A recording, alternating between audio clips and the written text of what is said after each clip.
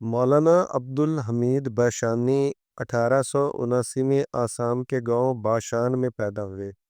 انہوں نے سیاست کا آغاز جمعیت علماء ہند اور کانگریس سے کیا۔ انہوں نے تحریک خلافت میں بڑھ چڑھ کر حصہ لیا اور 18 ماہ تک جیل میں رہے۔ بعد میں کانگریس اور جمعیت علماء ہند کی سیاست سے بیزار ہو کر آل انڈیا مسلم لیگ میں شمولیت اختیار کی۔ قیام پاکستان کے وقت آسام کا ضلع سلہٹ آپ کی کوششوں کی وجہ سے پاکستان میں شامل ہوا۔ قیام پاکستان کے بعد مشرقی پاکستان میں مسلم لیگ کی سیاست سے مایوس ہو کر نیشنل عوامی پارٹی میں شمولیت اختیار کی۔ مولانا باشانی نے 1970 کے عام انتخابات کا بائیکاٹ کیا۔